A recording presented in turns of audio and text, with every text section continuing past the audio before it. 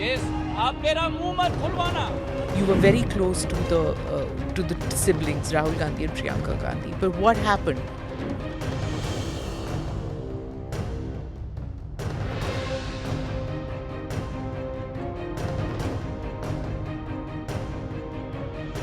You have a leader who is not only inspiring but is very committed to the cause of public service, committed to the cause of the idea of India. It's not the issue of a relationship souring, it's the issue of an institution losing its moorings. That just shows you the bankruptcy of that government.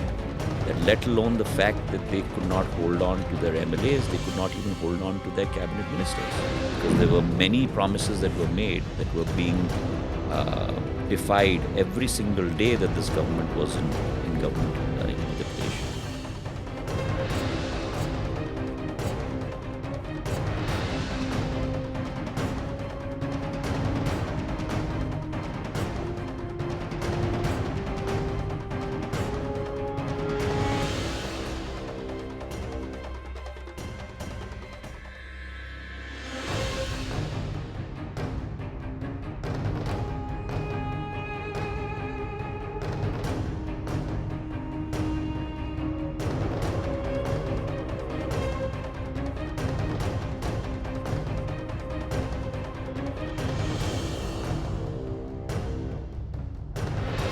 Thank the party for the opportunities and the time that I got to serve through the party.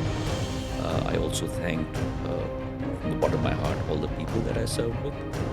But it was time for me to move on. But you didn't take the plunge on your own. You took people with you. You broke the party. You broke the government. Operation Kamal was put into effect. I don't think by there was any Operation Kamal or there was any operation at all. a new government came into power. no? Sure, but at that point of time when I decided that it's no longer going to work the way it is, again, people who are not necessarily only politically tied with me, but there was an emotional bond, decided that they will also walk with me. And mind you, and I'd like to make this very, very clear in this conversation with you, you have seen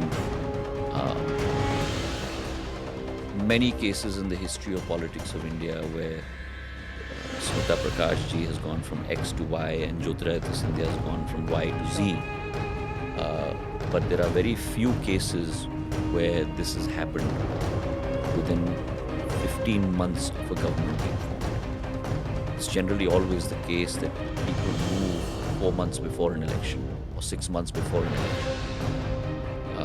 15 months after a government has been formed, and that too after 15 years.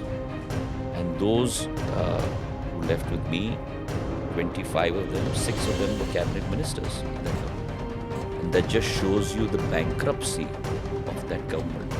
That let alone the fact that they could not hold on to their MLAs, they could not even hold on to their cabinet ministers. Which also shows the persecution that probably went on within that government. Versus not only the public at large, because there were many promises that were made that were being defied every single day that this government was in government in Madhya Pradesh. But also people were being persecuted. And therefore, at some point of time, people also decided to call it quits. And all of them, mind you, went back to the people. So the old system where I would move from X to Y and nothing would happen to me doesn't stand good anymore. Because they had I have to go back to the arena of the people and get elected again. And out of we had 29 by-elections, of which 28 seats were with the Congress. So 28 seats lay with the Congress party.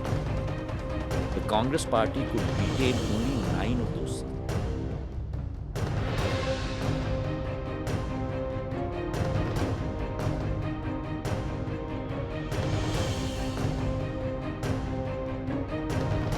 Of the people who could just walk in and chat with the Gandhi family, your name comes up right up there. You were very close to the siblings, Rahul Gandhi and Priyanka Gandhi. But what happened? Where did where did the relationship See, sour? Personal and political. It's not the issue of a relationship souring. It's the issue of an institution losing its moorings. Every institution, like every individual, has to have certain mission, values, principles, and goals.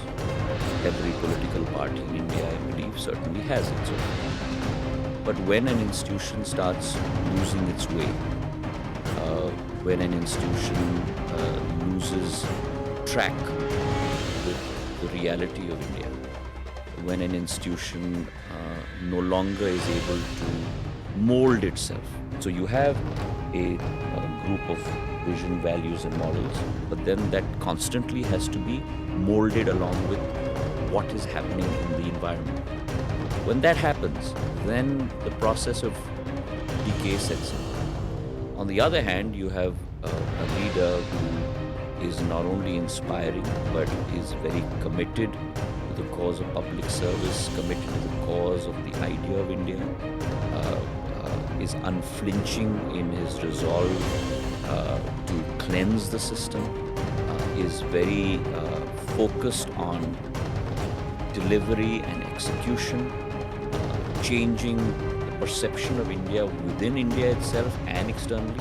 And therefore, there's a great attraction and a magnetism that Prime Minister Narendra Modi, in his persona, exudes. And then when you have this wide chasm between, on the one hand, an institution that's unfortunately going into decay and is not willing to turn around, and on the other hand, you have an enigmatic personality, then of course one is attracted towards that if your cause is public service.